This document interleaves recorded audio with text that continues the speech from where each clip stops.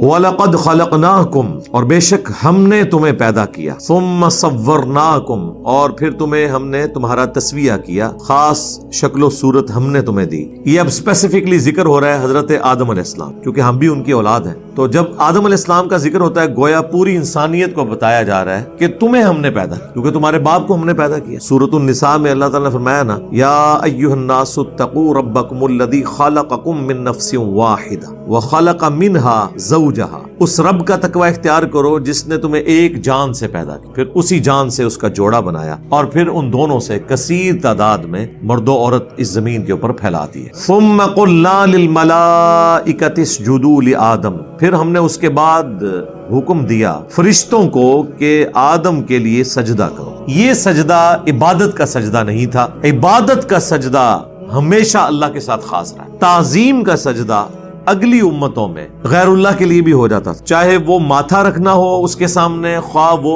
To Bahu down ہو، یعنی اس کے سامنے یوں سر جھکانا، لیکن اس امت میں اس چیز کی اجازت نہیں ہے۔ جس طرح ختم نبوت کی برکت سے اب قیامت تک کوئی آسمانی خبر نہیں آئے گی، کشف، الہام یا اس قسم کے جتنے دعوے ہیں یہ سب کے سب باطل ہیں، سوائے ایک چیز کے، وہ خواب ہیں جو بخاری مسلم میں آیا کہ میری وفات کے بعد اب غیب کی خبروں میں صرف مبشرات باقی ہیں۔ پوچھا گیا وہ کیا ہے، فرمایا خواب، اور وہ بھی بخاری مسلم میں ہے، وہ 3 قسم کے ہیں، اللہ کی طرف سے، شیطان کی طرف سے اور نفس کی طرف سے، یعنی مستقبل کی خبر آ سکتی ہے۔ اگر وہ آخرت سے متعلق ہے تو وہ تو قیامت والے دن ہی جا کے پتہ چلے گا، دنیا میں تو کوئی کنفرم نہیں کر سکتا ہے، اور اگر دنیا سے متعلق ہے تو جب تک وہ واقعہ ہو نہیں جاتا اس وقت تک آپ کنفرم نہیں، کیونکہ پیغمبر دنیا میں موجود نہیں ہے نا۔ علم غیب مخلوق تک پہنچانے کا ذریعہ صرف پیغمبر ہوتے ہیں۔ اللہ تعالیٰ نے واضح فرمایا سورہ آل عمران میں، وَمَا كَانَ اللَّهُ لِيُطْلِعَكُمْ عَلَى الْغَيْبِ، یہ اللہ کی شان ہی نہیں کہ تمہیں غیب پر اطلاع دے، وَلَكِنَّ اللَّهَ يَجْتَبِي مِن رُّسُلِهِ مَن يَشَاءُ، بلکہ اللہ چن لیتا ہے اپنے رسولوں میں سے جسے چاہے۔ تمہارا کام ہے اللہ اور اس کے رسولوں پر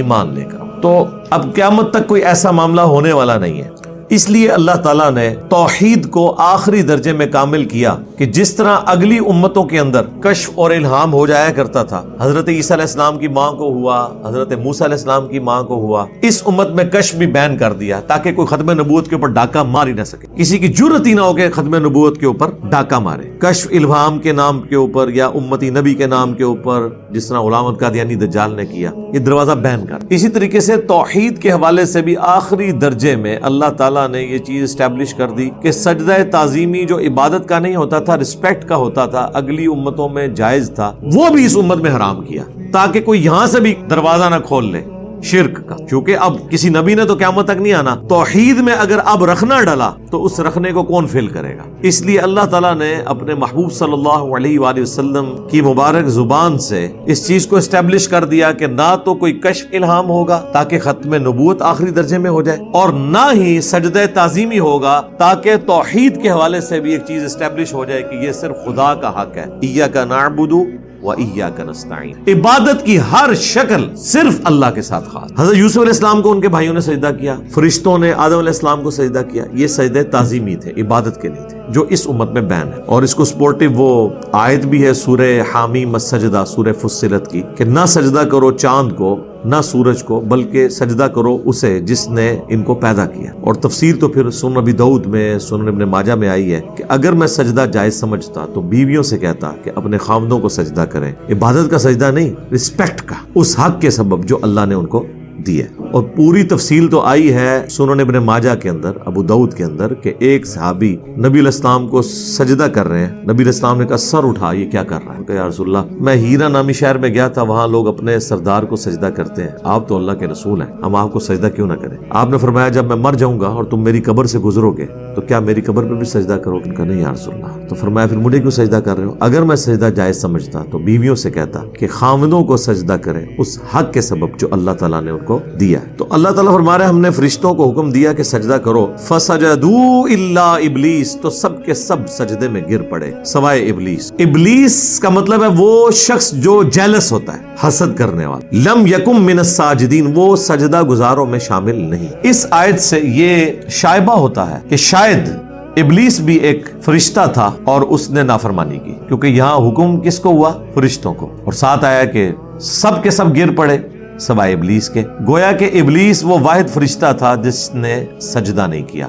اس سے یہ گمان ہوتا ہے، لیکن یہ ایسا نہیں ہے۔ قرآن حکیم میں ایک آیت ایسی ہے، قصہ آدم اور ابلیس کے 7 دفعہ مختلف صورتوں میں ذکر میں وہ آیت نہیں آئی سوائے ایک جگہ کہ وہ ہے سورہ الکہف، آیت نمبر 50۔ کان من الجن ففسق عن امر ربی، وہ جنوں میں سے تھا اس لیے اس نے اپنے رب کی نافرمانی، کیونکہ قرآن حکیم میں کئی جگہ آیا، سورہ التحریم میں آیا کہ فرشتے اللہ کی حکم کی خلاف ورزی نہیں کرتے، اور سورۃ النساء میں آیا کہ اگر قرآن اللہ کے سوا کسی اور ہستی کی طرف سے ہوتا تو تم اس میں اختلاف کثیر پاتے۔ اب یہ تو اختلاف کثیر ہی بن گیا نا کہ قرآن حکیم میں جا بجا یہ چیز آئے کہ فرشتے نافرمانی کر ہی نہیں سکتے، اور پھر 6 جگہ پہ آ جائے کہ فرشتے نے سجدہ نہیں کیا ابلیس نے۔ اگر وہ 7واں مقام نہ ہوتا سورۃ الکہف والا آیت نمبر 50 تو ہمیں یہ نہ پتا چلتا کہ یہ شیطان نے سجدہ کیوں نہیں کیا۔ اس لیے نہیں کیا کہ وہ جن تھا، اس لیے اس نے نافرمانی کی۔ 2 ہی مخلوقات ہیں جنہیں اختیار دیا گیا ہے، جن اور انسان۔ فرشتوں کے پاس بھی عقل ہے لیکن اختیار نہیں ہے، وہ صرف نیکی کے کام کرتے۔ لیکن ایک ایشو پھر بھی اپنی جگہ رہے گا کہ اللہ تعالیٰ نے جب فرشتوں کو حکم دیا تو 7 جن کا تو ذکر ہی نہیں، تو اس پہ سجدہ کرنا کیوں واجب؟ یہ اکثر ملحدین کی طرف سے بھی اعتراض کیا جاتا ہے۔ اسی کے اوپر میری پچھلے دنوں ایک ویڈیو بھی مجلس 144 جو آخری مجلس ہوئی ہماری، اس کے بعد پبلک سیشن شروع ہو گئے تھے، تو اس میں نے اس کو تفصیل کے ساتھ ریکارڈ کروایا کہ اس کی ریزن کیا ہے کہ دنیا میں بھی تغلیب کا قاعدہ چلتا ہے، عربی زبان میں تو ہے، قرآن میں اکثر سیغے جو ہیں وہ مردوں سے خطاب کے، لیکن اس میں عورتیں بھی شامل ہیں۔ عربی زبان میں چونکہ ڈومیننٹ مرد کا سیغہ استعمال ہوتا ہے، عورتیں اس میں شامل ہو۔ آج کی دنیا میں بھی اگر ایک ایسی کلاس ہے جس میں 50 اسٹوڈنٹس میں سے 49 میل ہے اور ایک فیمیل، اور کلاس کا ریپریزنٹیٹو کلاس میں جب ٹیچر انٹر ہو اور وہ کہے بوائز اسٹینڈ اپ، تو اس کا یہ مطلب نہیں ہوگا کہ وہ جو اکیلی لڑکی ہے اس نے استقبال میں کھڑے نہیں ہونا، وہ ڈومیننٹ سیغہ بولے گا نا۔ تو اس تغلیب کے قاعدے کے تحت فرشتوں میں اس وقت جن بھی شامل تھا، جس کا نام عزازیل آیا ہے اسرائیلی روایتوں کے اندر۔ عزازیل اللہ کا بندہ تو اللہ کا تھا لیکن نافرمانی کی، اور وہ نافرمانی کی اس نے جیلس ہو کے انسان سے حسد کیا، اسی لیے اس کا نام ہی ابلیس پڑ گیا۔ اور تیسری بات اس کو سپورٹیو جو ہو سکتی ہے وہ یہ ہے کہ آگے ہی چل کے آئے گا کہ اللہ تعالیٰ نے اس کی نافرمانی کا سبب بھی اس سے پوچھا ہے، تو اس نے کلیریفائی کیا ہے کہ میں نے سجدہ کیوں نہیں کیا۔ اس نے آگے سے یہ نہیں کہا کہ یا اللہ مجھے تو حکم ہی نہیں تھا، یہ تو حکم صرف فرشتوں کا تھا اور میں تو فرشتہ نہیں ہوں۔ ویسے مولوی ہونا اسی قسم کی چیزیں نکالنے بیچ میں سے، ٹھیک ہے، اور مولویوں تواڈے نال تے شیطان بہتر نکلیا اس مسئلے اوور آل نہیں، پھر نہ کہنا فتویٰ لاتا ہے اس مسئلے میں کہ اس نے کوئی جھوٹا ایکسکیوز نہیں دیا، ورنہ وہ کہہ سکتا تھا کہ اللہ تو نے تو فرشتوں کو حکم دیا ہے، میں تو بیچ میں شامل ہی نہیں ہوں۔ اسے بھی یہ بات پتا تھی کہ یہ جنرل حکم ہو رہا ہے، تو میں فرشتوں کے ساتھ ہونے کی وجہ سے اگرچہ میں جن ہوں لیکن میں اس کیٹیگری میں فال کرتا ہوں۔ قال ما منعک الا تسجد اذ امرتک، اللہ نے فرمایا تجھے کس چیز نے منع کیا کہ تو سجدہ نہ کرے جبکہ میں نے تجھے حکم دیا تھا۔ تو اب اس کے بعد تو ہونا چاہیے تھا کہ وہ کہتا کہ یا اللہ مجھے تو حکم ہی نہیں تھا، یا وہ صوفیاء کہتے ہیں کہ جی دیکھیں جی جو یہ بڑی توحید کی باتیں کرتے ہیں نا، تو شیطان تو ان سے بڑا موحد تھا، اس نے بھی کہا تھا کہ میں نے نبی کو سجدہ نہیں کرنا، تجھے سجدہ کرنا ہے۔ سرکار یہ بھی کوئی قرآن میں لکھا ہوا، انہیں نبی دی تعظیم نہیں کی تھی جی، انہیں نبی کی تعظیم سیکنڈری چیز ہے، اس نے اللہ کا حکم نہیں مانا۔ آپ پیغمبروں کو اللہ کی شناخت کا ذریعہ بنانے کی بجائے اللہ کو پیغمبروں کا محتاج کرنا چاہتے ہیں۔ کیا اللہ اپنے پیغمبروں کا محتاج ہے؟ اللہ تو کسی کا بھی محتاج۔ میں آپ کو ایک سمپل سی بات کروں، ہمارے ایمان کا تو لیول ہی کوئی نہیں۔ کوئی شخص ہمیں آ کے یہ کہے نا کہ دین آپ کا محتاج ہے، یا اسلام آپ کا محتاج ہے، یا اللہ اپنی دعوت پہنچانے میں آپ کا محتاج ہے، تو ہمارے ہاتھ پاؤں بھول جائیں گے کہ یہ کیا کفر بک رہے ہو، توبہ کرو۔ حالانکہ بکرا وہ ہوگا، ڈر ہمیں لگ جائے گا کہ چونکہ ہمیں تختہ مشق بنایا جا رہا ہے۔ سرکار اگر ہمارے ایمان کا کمزور ترین لیول ہے انبیاء کے مقابلے میں، اگر ہمارا یہ حال ہے کہ ہم ڈرتے ہیں اس بات سے کہ کوئی شخص ہمارے بارے میں ایک کلیم نہ کرے، تو جو امام الموحدین ہیں انبیاء کرام علیہ السلام، ان کے بارے میں آپ سوچ بھی سکتے ہیں کہ انہیں کبھی یہ وہم بھی آئے کہ ہم توحید کے اس حوالے سے کسٹوڈین ہے کہ اللہ ہمارا محتاج ہے کہ ہم نے لوگوں تک اسلام کا پیغام پہنچانا ہے۔ جب ہم نہیں سوچ رہے تو وہ پیغمبر کیسے سوچ سکتے ہیں؟ ان کا تو ایمان بہت اعلیٰ درجے کا ہے، انہیں تو اللہ کی شناخت بھی ہم سے زیادہ ہے۔ تو یہ ساری صوفیاء نے اس قسم کی باتیں اور بیسیکلی انبیاء کی بھی تعظیم کرانا ان کا مقصد نہیں ہوتا۔ وہ پھر اگے ٹردے نے، وہ کہتے ہیں کہ انبیاء کرام کی تعظیم ضروری ہے، اس کے بعد وہ کہتے ہیں ہماری تعظیم کریں کیونکہ صحابہ کے لیے وہ پیر و مرشد تھے، تمہارے لیے ہم پیر و مرشد ہیں۔ اصل جو کڑنا یہ ہوتا ہے، انہوں نے آپ کو تو کہتے رہتے ہیں جی فنا فی شیخ، پھر فنا فی رسول، پھر فنا فی اللہ، تو پوری زندگی فنافی شیخ ہی رہندے نے اللہ تے اودے رسول تک پہنچ دے نہیں. وہ کہندے نے جی پیچھے تے اللہ ہی ہے نا, اللہ نو پیچھے کر دیتا. جب ہم کہتے ہیں رسول اللہ کی اتباع کرو, وہ کہتے ہیں نہیں یہ بھی تو رسول کا راستہ ہی اتار رہے ہیں, پیچھے تے رسول ہی ہے, اللہ بھی پیچھے رسول بھی پیچھے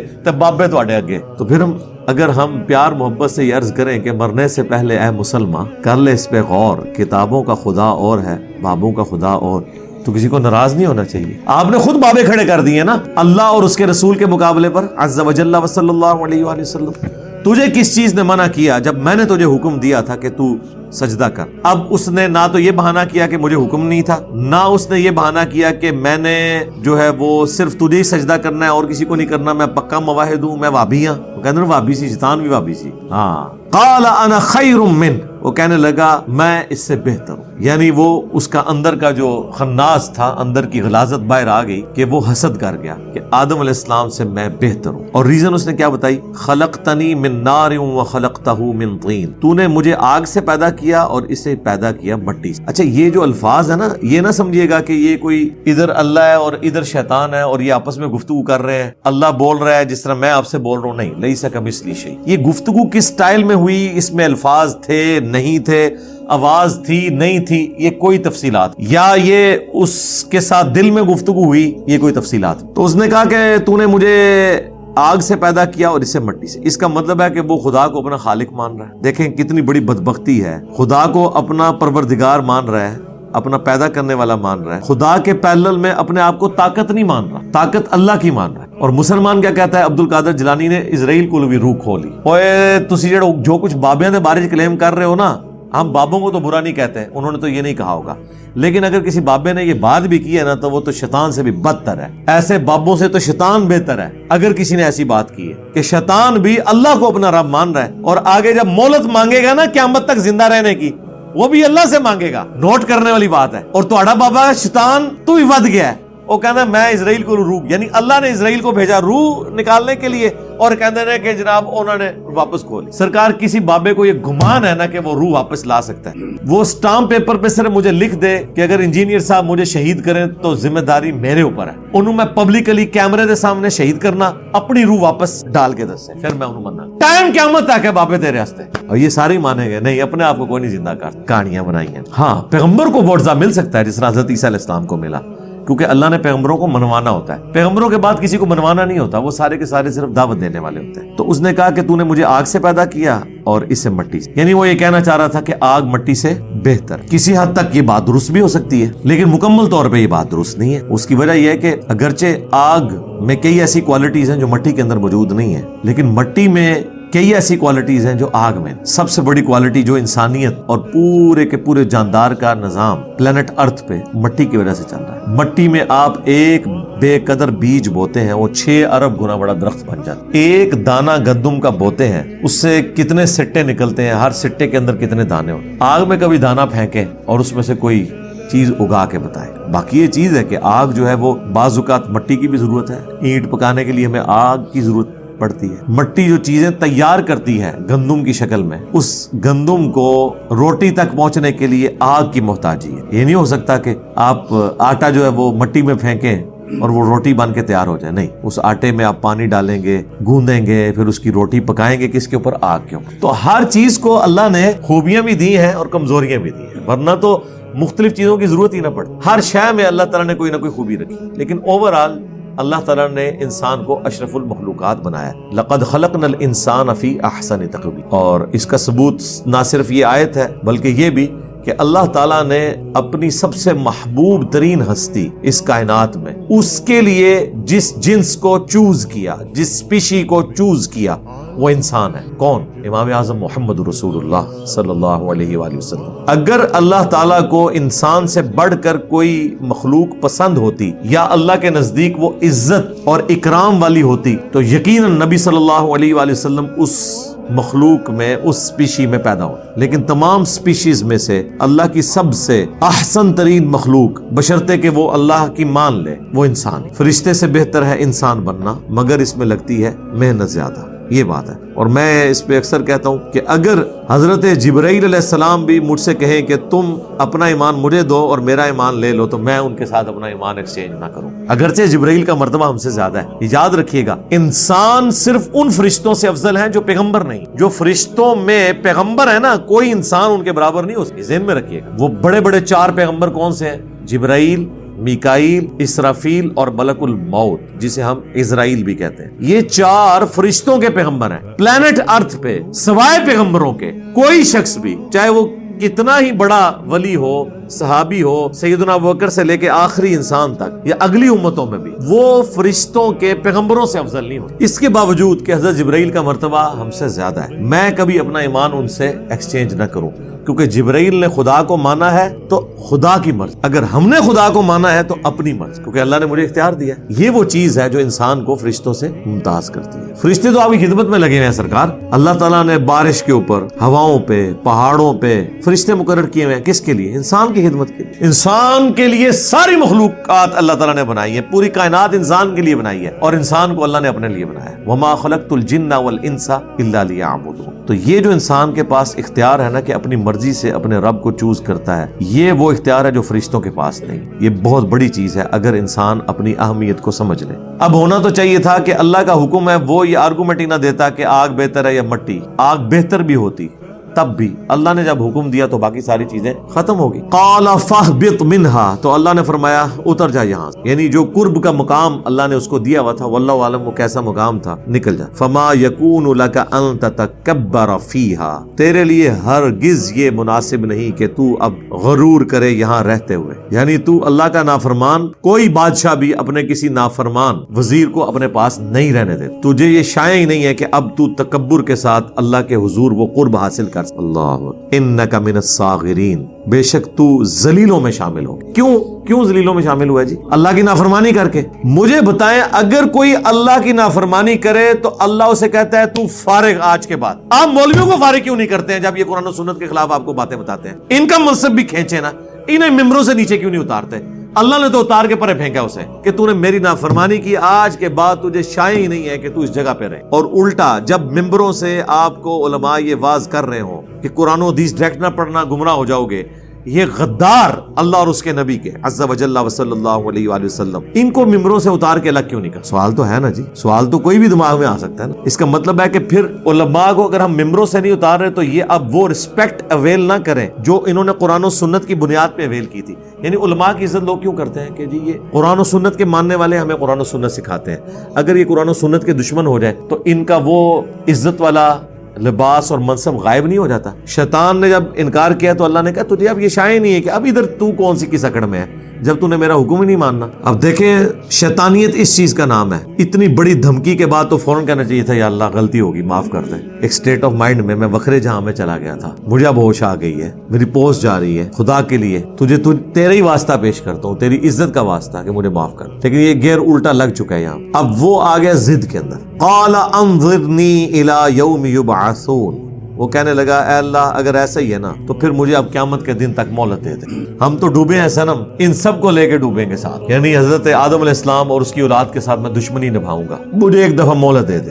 قال انک من المنظرین، اللہ نے فرمایا ٹھیک ہے، گرانٹڈ، تمہیں بھی مہلت ہم نے دے دی. قال فبما اغویتنی، وہ کہنے لگا اے اللہ جس طرح تو نے مجھے اغوا کر دیا، مجھے گمراہ کر دیا. اچھا اللہ نے تو کوئی گمراہ نہیں کیا یار، وہ اپنی مرضی سے ہوا ہے. اللہ نے تو اسے پوچھا ہے کہ بھائی، حالانکہ اللہ تو پابند بھی نہیں تھا پوچھنے کا کہ تو نے سجدہ کیوں نہیں کیا، ڈائریکٹ ہی حکم سنا دیتا. پورا کیس چلا ہے، اس کے بعد اللہ نے فیصلہ سنایا. بیسیکلی وہ یہ کہنا چاہ رہا تھا کہ نہ تو مجھے اس آزمائش میں ڈالتا، ہاں کہ آدم علیہ السلام کو تو نے پیدا کر کے مجھے آزمائش میں ڈالا نا کہ میں اسے سجدہ کروں. اگر یہ تو نے نہ کیا ہوتا تو نہ میں مردود ہوتا. اس لیے بعض لوگوں کو ہم کہتے ہیں نا آئے آپ کو بخاری مسلم سے نماز کا طریقہ دکھاتے ہیں، وہ کہتے ہیں نہیں دیکھ لیا تو پھر سنت کے مطابق رفع الیدین سے نماز پڑھنی پڑے گی. پھر اس لیے آپ سنتے ہیں نا زیادہ علم بھی نہیں حاصل کریدا، پکڑ ہو جاتی ہے، پھر عمل کرنا پہ جاتا ہے. اور دوسری طرف کہتے ہیں جی علم دین حاصل کرنا ہر مسلمان مرد و عورت پہ فرض ہے. کوئی ایک گل کرو، ایک ٹکٹ اتنے مزے. تو کہنے لگا جس طرح تو نے مجھے گمراہ کیا نا، لأقعدن لهم صراط المستقیم، میں ضرور بیٹھ جاؤں گا ان کو گمراہ کرنے کے لیے تیرے سیدھے راستے کے اوپر. ثم لآتینہم من بین ایدیہم، پھر میں ضرور آؤں گا ان کے پاس بہکانے کے لیے، ان کے آگے سے، ومن خلفہم اور ان کے پیچھے سے، وعن ایمانہم اور ان کے دائیں جانب، وعن شمائلہم اور ان کے بائیں جانب، ولا تجد اکثرہم شاکرین اور اے اللہ پھر تم اکثر لوگوں کو شکر گزار نہیں پاؤ گے. اللہ اندازہ کریں کتنے بڑے بڑے دعوے، کیونکہ اسے یہ پتا چل گیا تھا کہ جب بھی اختیار دیا جائے نا، اختیار کا استعمال صرف ایک ہستی ہے جو صحیح کر سکتی ہے، وہ اللہ ہے. اس کی صفت عدل بھی ہے اور صفت رحمت بھی ہے، وہ کسی پہ ظلم بھی نہیں کرتا. اللہ کے علاوہ جسے بھی اختیار دیا گیا نا، وہ اس اختیار کا 100% درست استعمال نہیں کرے گا، کہیں نہ کہیں وہ لغزش کا شکار ہو جائے گا. اور اس میں کوئی تفریق نہیں ہے، اس میں پیغمبر بھی شامل ہے، لیکن پیغمبروں کو ایک ایج حاصل ہے، وہ گناہ نہیں کرتے. لغزش ان سے بھی ہوئی ہے، حضرت آدم سے ہی ہو گئی، آگے چل کے آئے گا، اور کئی ایک چیزیں، گناہ نہیں لیکن لغزش ہوئی ہے. لیکن اللہ وہ ہے کہ جو لغزش بھی نہیں کرتا. تو اسے یہ پتا چل گیا تھا کہ جب انہیں اختیار ملے گا تو یہ کام تو ڈالیں گے. اس لیے یعنی شیطان کو پوری امید تھی اسلامی بھائیوں سے اور انسانی بھائیوں سے کہ یا اللہ ایک دفعہ مجھے موقع دے، دیکھ میں انہیں سارے نو قائل کر کے اپنے فرقے چ لینا ہے. ہاں فرقے لے کے آیا ہو. اتنا اعتماد تھا اس، اور یہ اس کا دعویٰ اتنا درست نکلا ہے کہ قرآن پاک میں اللہ تعالیٰ نے اس چیز کو انڈورس کر دیا کہ شیطان نے یہ کر دکھایا جو اس نے وعدہ کیا تھا. ہم نے جو وعدہ کیا نا کہ جو کچھ بھی ہے تیرے محبوب کی امت سے ہیں اور حرمت رسول پہ جان بھی قربان ہے، ہم تو پورا نہیں کر سکے. لیکن قرآن حکیم میں ایک آیت ایسی ہے، میں جب بھی پڑھتا ہوں نا تو کانپ اٹھتا ہوں، کانپے ٹانگ جاتی ہیں، ٹانگیں نہیں کانپتی. اور وہ یہ آیت ہے سورہ سبا، آیت نمبر ہے 20. وَلَقَدْ صَدَّقَ عَلَيْهِمْ إِبْلِيسُ ظَنَّهُ اور بے شک سچا کر دکھایا ابلیس نے اپنا گمان ان کے متعلق. فَأَتْبَعُوهُ إِلَّا فَرِيقًا مِّنَ الْمُؤْمِنِينَ تو سب کے سب اس کے پیروکار بن گئے سوائے چند مومنین. وہ تو ہے سورۃ الاعراف میں ہی، آگے چل کے آئے گا. وَلَقَدْ ذَرَأْنَا لِجَهَنَّمَ كَثِيرًا مِّنَ الْجِنِّ وَالْإِنسِ میں نے جنوں اور انسانوں کی اکثریت پیدا ہی جہنم کے لیے. یہ نہیں کہ اللہ ظلمن بھیجے گا، یعنی اللہ نے یہ فائنل فیصلہ سنایا ہے کہ ہونا الٹیمیٹلی ہے. پھر ساتھ فرما دیا ہم نے انہیں دل دیے تھے یہ سوچتے نہیں، ہم نے انہیں کان دیے تھے یہ سنتے نہیں، آنکھیں دی تھی یہ دیکھتے نہیں جو عبرت کا دیکھنا ہے. اولئک کالانعام بل ہم اضل یہ جانوروں اور چوپایوں کی مانند ہیں بلکہ ان سے بھی گئے گزرے ہیں جو اللہ کی ان نعمتوں کو یوز کر کے حق اور باطل میں پہچان نہیں کرتے. تو اللہ تعالیٰ فرماتا ہے جو شیطان نے اپنا وعدہ کیا تھا نا وہ پورا کر دکھایا ہے. شیطان نے اپنا کام کرتا ہے، بندے نے نہیں اپنا کام کرتا. دیکھ لو فرق. اور ایک اور چیز بھی پتا چلی کہ شیطان وہ ہوتا ہے جو اپنی غلطی کی جسٹیفیکیشن دیتا ہے، اور آدم وہ ہوتا ہے جو اپنی غلطی کو مان لے. اب یہی حضرت آدم علیہ السلام سے بھی غلطی ہوگی، لیکن وہ یہ نہیں کہیں گے کہ یا اللہ میں نے جو کچھ کیا ٹھیک کیا. ربنا ظلمنا انفسنا وان لم تغفر لنا وترحمنا لنکونن من الخاسرین. وہ دعا بھی آگے چل کے آئے گی اسی سورۃ الاعراف میں. تو یہ شیطان اور آدمی میں فرق، شیطانیت اور آدمیت میں فرق ہے. تو سورہ سبا میں اللہ تعالیٰ فرماتا ہے کہ شیطان نے وہ اپنا گمان سچ کر دکھایا. وما کان لہ علیہم من سلطان اور شیطان کی کب جرت تھی کہ ان پہ کوئی قابو رکھتا. الا لنعلم من یؤمن بالآخرہ یہ اس لیے تھا کہ تاکہ ہم جانچیں کہ کون آخرت پر ایمان رکھتا ہے، ممن ہوا منہا فی شک اور کون ہے جو آخرت کے بارے میں اللہ کے حضور پیش ہونے کے بارے میں شک میں. وَرَبُّكَ عَلَى كُلِّ شَيْءٍ حَفِيظٌ اور اللہ تعالیٰ ہر چیز کو گھیرے ہوئے ہے، حفاظت فرمانے والا ہے. یعنی اللہ نے فرمایا یہ جو میں نے اختیار دیا نا شیطان کو کہ یہ لوگوں کو ورگلائے، تو یہ صرف اس لیے تھا تاکہ اس کے ذریعے تمہیں جانچا جائے. جب تک دو راستے نہیں ہوں گے، شیطان کا اور پیغمبر کا راستہ، اس وقت تک آزمائش تو نہیں ہو سکتی. تو یہ جو اختیار بھی ہے یہ اس کے لیے ہے تاکہ لوگوں کو ٹیسٹ کیا جا سکے. اور یہ اختیار ایبسولوٹ نہیں ہے، صرف دعوت کی حد تک. یہاں تو ہے نا اختیار دیا، اب یہ اختیار کون سا ہے؟ اب ایک اور جگہ تو اللہ تعالیٰ شیطان کے ریفرنس سے کہہ رہا ہے، وہ سورہ ابراہیم کی آیت نمبر 22، شیطان سے آخری ملاقات جو انسان کی ہوگی قیامت کے دن. وہاں پہ دیکھیں نا جی شیطان پھر کیسا مانڈو لائے گا بندیاں نو. جو لوگ کہتے ہیں شیطان نے کام کرایا، میں کہتا ہوں زمین و آسمان کی ساری مخلوقات مل کے ایک بندے کو نماز نہیں چھڑا سکتی. اگر گورنمنٹ اناؤنسمنٹ کرے کہ جو فجر کی نماز فلاں مسجد کی پہلی صف میں جماعت سے پڑھے 1 لاکھ روپیہ انعام، جڑے کہتے ہیں نا میری تو آنکھ ہی نہیں کھل دی 10 بجے تو پہلے، میں تکنا جناب وہ آنکھ میں نہیں کھل دی. ہاں اس کا کیا مطلب ہے کہ شیطان کا کوئی اختیار آج تک کبھی نہیں ہوا کہ کوئی شخص مسجد میں جانے لگے اور شیطان انسانی شکل میں سامنے آ کے کہے کہ میں تمہیں آج مسجد نہیں وڑن دینا، تیری جرت مسجد میں نہیں جانے دوں گا. نہیں. اور نہ یہ ہوگا کہ اذان کے آواز کے بعد آٹومیٹکلی آپ کے پاؤں مسجد کی طرف جائیں، یہ بھی نہیں ہوگا.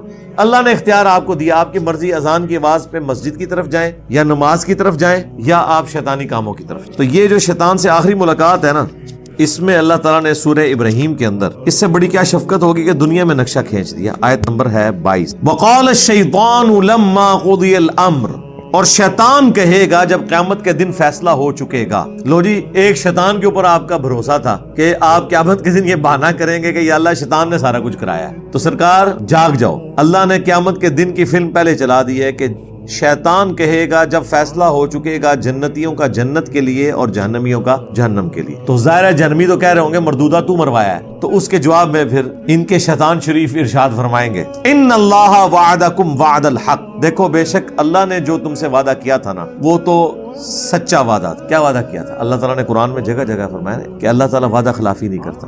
کیا وعدہ کیا کہ جو میرے پیغمبروں کے ماننے والے ہوں گے ان کو جنت دوں گا، اور جو پیغمبروں کی نافرمانی کریں گے جہنم میں ان کو پھینکا جائے گا. تو اللہ نے تو وعدہ پورا کیا کہ جو اللہ کے ماننے والے تھے، ان کے پیغمبروں کے ماننے والے تھے، ان کو تو اللہ نے جنت میں پہنچا دیا. اور تم لوگ تو میرے ماننے والے تھے نا، شیطان کے ماننے والے تھے. تو دیکھو ووعدتکم، اور جو میں نے تم سے وعدہ کیا تھا نا فاخلفتکم، تو دیکھو آج میں اعلان برات کرتا ہوں، میں نے وہ وعدہ ہی توڑ دیا. اچھا اب آپ سوچ رہے ہوں گے کہ کون بیوقوف ہے جو شیطان کے وعدے پہ وقت گزار رہا ہو؟ کوئی بھی نہیں. شیطان کا وعدہ ہے دھوکے کا، جو اللہ تعالیٰ فرماتا ہے نا کہ ان الشیطان لکم عدو فاتخذوہ عدوا، بے شک شیطان تمہارا کھلا دشمن ہے، اسے تم بھی دشمن سمجھو. شیطان جو ہے کیا کرتا ہے؟ طول عمل کا شکار کرتا ہے، انسان کو لمبی امیدیں دلاتا ہے. یار ابھی کون جوانی کی عمر ہے، تھوڑی عمر ڈھال لے، بچوں کی شادیاں ہو جائیں، پھر میں داڑھی رکھ لوں گا، پھر میں مسیتی پہ رہنا ہے کیونکہ کاروں تو میں رہنا ٹھڈے، تو پھر میں مسجد ہی رہوں گا، اذان بھی دیاں گا، سارے کام کراں گا. یہ جو شیطان امید دلاتا ہے نا، اللہ بڑا غفور رحیم ہے جی، اتنی بڑی کائنات ہے، منو نے دوزخ کی سٹ کے اللہ نو کے لبنا جی. سرکار اللہ نو کچھ نہیں لبنا، لیکن تہانوں نے چھڑنا کوئی نہیں. آئے میں تم دس دیا، کیونکہ اللہ تعالیٰ نے قیامت والے دن اپنے اس وعدے کو پورا کرنا ہے، اور اللہ تعالیٰ وعدے کی خلاف ورزی نہیں کرتا. کہ جو پیغمبروں کے مخالفین ہیں وہ جہنم میں جائیں گے، یہ ہو نہیں سکتا کہ فرعون جنت میں چلا جائے اور موسیٰ علیہ السلام ایسی جنت میں رہے جہاں پہ فرعون ہو. انہوں نے خدا کے لیے تکلیف اس لیے کاٹی تھی. جو جھوٹ بولتا ہے وہ خدا نہیں ہے، اور جو خدا ہے وہ جھوٹ نہیں بولتا. ہاں یہ ذہن میں رہے، یہ بالکل واضح ہے. تو شیطان سے جو امیدیں لگائے بیٹھے ہوئے ہیں نا، تو شیطان کہے گا کہ میں نے بھی دنیا میں تمہیں جو وعدہ دیا، وعدہ کیا دیا تھا؟ جو کچھ بھی ہے تیرے محبوب کی امت سے، یعنی ہم نے کوئی ٹھیک نہیں ہونا، نہ نماز پڑھنی ہے اللہ، بس محبوب کی نسبت کی وجہ سے چھوڑ دے. اور محبوب نے کبھی یہ بات نہیں کی تھی. محبوب کا حال تو یہ ہے کہ صحیح بخاری میں 2 جگہ یہ حدیث آئی ہے، خالد بن ولید کو ایک جگہ حضور نے بھیجا، غلط فہمی کی بنا پر انہوں نے کچھ قبیلوں کے کچھ لوگوں کو قتل کر دیا، جبکہ وہ اسلام بھی لے آئے تھے، لیکن بیچاروں کو لینگویج کا یوز نہیں آتا تھا. انہوں نے بجائے یہ کہنے کے کہ اسلمنا ہم اسلام لے کر آئے، انہوں نے کہا ہم اپنے دین سے پھر گئے. مسلمانوں کو دیکھ کے انہوں نے کہا ہم اپنے دین سے پھر گئے، اور اس سے مراد خالد بن ولید نے یہ لی کہ یہ ہمارے دین سے پھرے، حالانکہ وہ کہہ رہے تھے کہ ہم بت پرستی کے دین سے پھر. باقی صحابہ نے مخالفت کر کے ان کو روکا، لیکن پھر بھی کچھ بندے تو قتل ہو گئے. بخاری میں یہ حدیث 2 جگہ ہے. جب نبی الاسلام کو شکایت لگی، آپ نے کہا 2 دفعہ فرمایا اے اللہ خالد کے اس عمل سے میں بری ہوں، یہ خود تجھے جواب دے ہوگا، میرا کوئی لینا دینا نہیں. یار جو ڈائریکٹ حضور کے لیے اتنی خدمتیں کر رہے تھے ان کو تو نبی الاسلام بینیفٹ دے دیتے نا کہ یار میری خاطر اس نے اتنی مشکلات اٹھائی ہیں جہاد میں، تو چلو تھوڑی بہت غلطی تو ہو جاتی ہے. جس طرح میں بھی آپ لوگوں کے کتنے بلنڈر معاف کرتا ہوں، 10 دفعہ چیزیں بتاتا ہوں، 10 دفعہ پھر وہی کام کرتے ہو. معاف کرتا ہوں نا، یہ نہیں کرتا کہ نکل جاؤ ادھر. نبی الاسلام شفقت فرمانے والے ہیں، لیکن آپ نے 0 ٹالرنس شو کی ہے اللہ کے احکامات کے معاملے میں. کیوں؟ یہ دروازہ کھل جانا تھا، لوگوں نے کہنا تھا اچھا یار وہ بندہ مار کے بچ گیا سی، تو حضور سانوں بخشوا لین گے. اسی لیے آپ نے فرمایا، بخاری مسلم دونوں میں حدیث ہے، جب یہ آیت نازل ہوئی سورہ الشعراء کی کہ اے نبی اپنے قریبی رشتہ داروں کو ڈر سناؤ، تو نبی الاسلام نے اپنے ایک ایک رشتہ دار کو مخاطب کیا. اے نبی کے چچا عباس، میرے مال سے جو لینا ہے لے لے، اگر اللہ نے تجھے پکڑ دیا میں تیرے کچھ کام. اے نبی کی پھوپھی صفیہ، میرے مال سے جو لینا ہے لے لے، اگر اللہ نے تجھے پکڑ لیا میں تیرے کچھ کام نہیں آؤں. اے نبی کی بیٹی فاطمہ، اگر اللہ نے تجھے پکڑ لیا میں تمہارے کچھ کام نہیں آؤں گا، میرے مال سے جو لینا ہے لے لو. انہوں نے تو نہیں کہا کہ یا رسول اللہ جو بھی ہے میں آپ کی بیٹی ہوں، آپ کی امت سے ہوں، یہ نہیں. یہ بڑا خطرناک معاملہ. تو شیطان کہے گا میں نے تو خلاف ورزی کی جی. وما کانا لی علیکم من سلطان، اور میرے پاس تمہارے اوپر کوئی زور تو نہیں تھا. اچھا یہ کیا ہوگا؟ ادھر لکھا ہوا ہے کہ اللہ تعالیٰ ہمارے ہم نے شیطان کو اختیار اس لیے دیا تاکہ آزمائیں. یہاں پہ شیطان یہ کہہ رہا ہے کہ مجھے تو کوئی سلطان ہے ہی نہیں تھی تم پہ. سیم لفظ سلطان ہے. یہاں پہ کلیئر ہو جائے گا کہ وہ والا جو سلطان جو دیا ہوا تھا وہ کیا تھا؟ الا ان دعوتکم، سوائے اس کے کہ میں صرف تمہیں دعوت دیتا تھا. اس سے زیادہ مجھے کوئی اختیار نہیں تھا. تو سر دعوت تو فرشتے بھی دے رہے تھے. صحیح مسلم میں حدیث ہے ہر انسان کے ساتھ ایک شیطان ہے اور ایک فرشتہ ہے. شیطان اسے برائی کی طرف بلاتا ہے جن, اور جو فرشتہ ہے نیکی کی طرف. ایک صحابی نے جرأت کر کے پوچھا آپ کے ساتھ بھی؟ فرمایا میرے ساتھ بھی تھا لیکن اللہ نے مجھے قدرت دی, میرے ساتھ جو شیطان تھا وہ بھی مسلمان ہو گیا, مجھے وہ نیکی کی طرف بلاتا ہے. یہ صرف پروٹوکول رسول اللہ کا ہے صلی اللہ علیہ وآلہ. تو میں نے تو صرف تمہیں دعوت دی تھی, فاستجبتم لی, تو تم نے میری دعوت قبول کر لی. فلا تلومونی, تو مت ملامت کر آج کے دن مجھے, نہ کیا کہ شیطان تیری وجہ سے مارے گئے. ولوموا انفسکم, اپنی جانوں کو ملامت کرو. یعنی اس کا میں پنجابی میں ترجمہ کرنا, منو نہ پیٹ, اپنی جان نو پیٹ, خزمہ نو کھا, میرا کوئی لینا دینا نہیں ہو. یار دیکھیں اللہ کتنا مہربان ہے. قیامت کے دن جو کچھ ہونا تھا, اگر آپ کو دنیا میں کوئی یہ بتا دے کہ یہ اگر آپ 5 بجے یہاں سے نیچے نکلے تو یہ میں آپ کو ویڈیو دکھا رہا ہوں کہ ایک یہاں سے اتنا بڑا ٹریلا آئے گا آپ کو کچل کے چلا جائے, تو مہربانی کریں کہ 10 منٹ رک جائیں. تسی کہو گے 10 منٹ نہیں سرکار, میں کل 5 بجے تک اتنے ہی.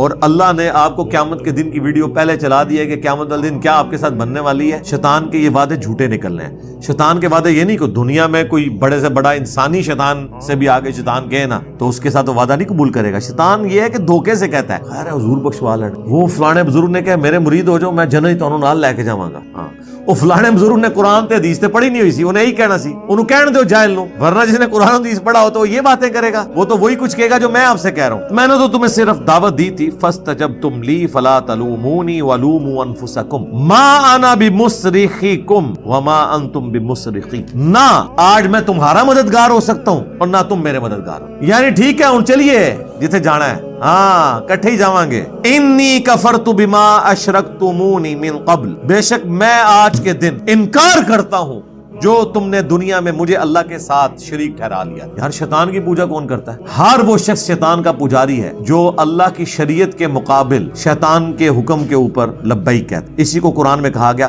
افرأیت من اتخذ الہہ ہوا, اے نبی بھلا تم نے اس شخص کو دیکھا جس نے اپنی خواہشات نفسانی کو اپنا رب مان لیا ہوا ہے. یعنی جو فجر کے وقت اپنی نیند چھوڑ کر اٹھتا نہیں ہے تو اس کا رب پھر وہ نیند ہے, وہ پھر شیطان کی عبادت کر رہا ہے, اللہ کی عبادت تو نہیں کر رہا. ان الظالمین لہم عذاب علیم, اور بے شک ظالموں کے لیے دردناک عذاب ہے. یعنی یہ نہیں ہے کہ یہ سارا پیٹ سے آپ دوبارہ اللہ تعالیٰ کہ یار چھوڑو جاؤ تسی بھی جاؤ یار معاف کیتا, انج نہیں ہونا. الٹیمیٹلی جہنم کا فیصلہ. اللہم اجرنا من النار اللہم لا تجعلنا منہم آمین. تو بات یہاں پہ مکمل ہوئی تھی سورۃ الاعراف کی آیت نمبر 17 پہ کہ تم اے اللہ تو ان میں سے اکثر کو ناشکرا پائے گا. اچھا باقی جگہوں پہ یہ بھی آتا ہے کہ اللہ تعالیٰ کو شیطان نے خود کہا تھا کہ سوائے تیرے جو مخلص بندے ہیں نا, مخلص جو چنے ہوئے ہیں, ایک لفظ ہے مخلص, مخلص ہوتا ہے اخلاص شو کرنے والا. مخلص کوئی بھی انسان ہو سکتا ہے, مخلص صرف پیغمبر ہوتے ہیں جنہیں اللہ چنتا ہے. جس طرح حضرت یوسف علیہ السلام کے بارے میں اللہ طرف آتا ہے کہ اس عورت نے یوسف کا قصد کیا,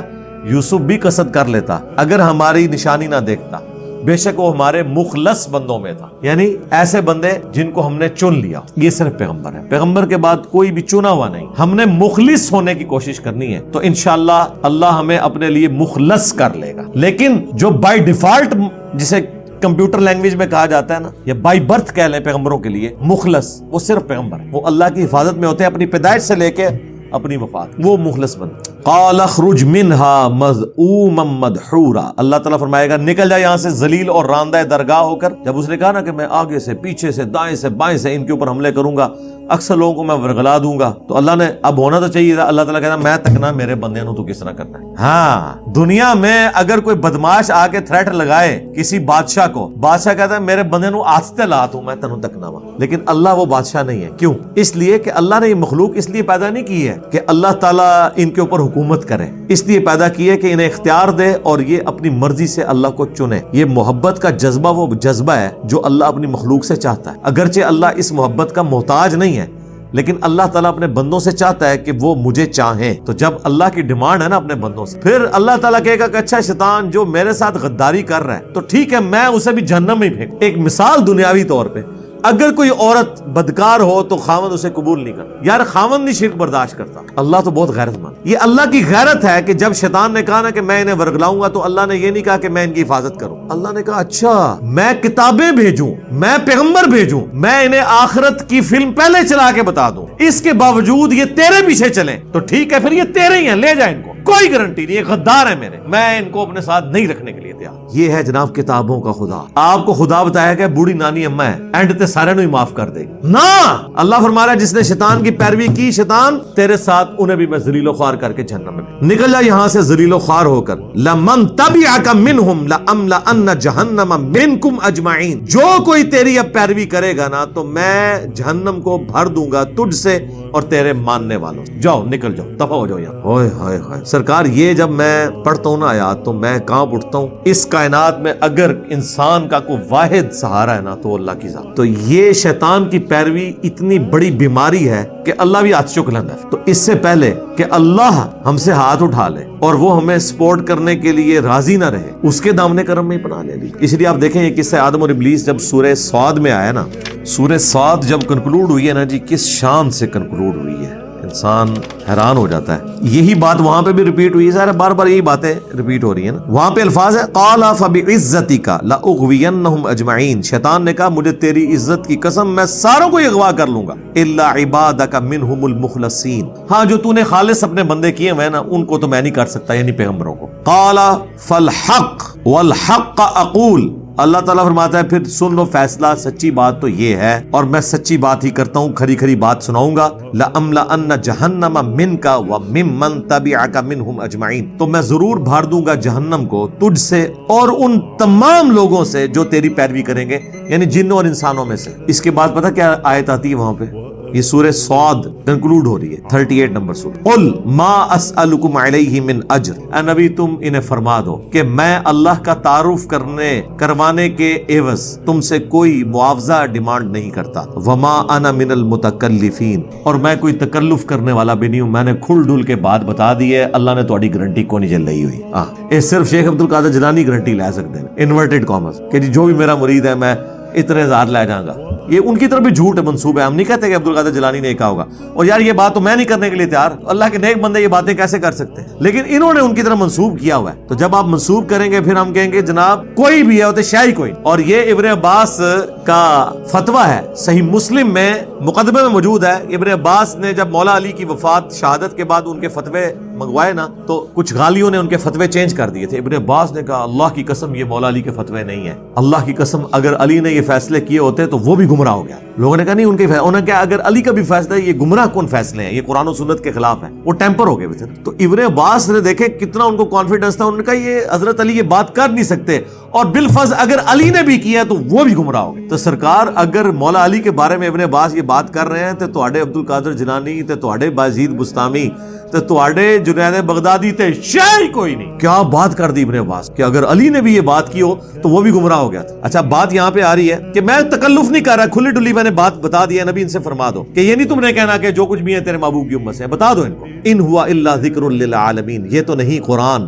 اور نبی علیہ السلام خود نصیحت، یہ تو نہیں ہے مگر نصیحت تمام جہان والوں کی۔ وَلَتَعْلَمُنَّ نَبَأَهُ بَعْدَ حِينٍ، اور ان قریب انہیں یہ خبر ہو جائے گی، یہ جو کچھ دھمکیاں لگائی جا رہی ہیں یہ پوری ہو کے رہے۔ یہ اللہ کی رحمت ہے کہ اس نے ہمیں پہلے ہی بتا دی۔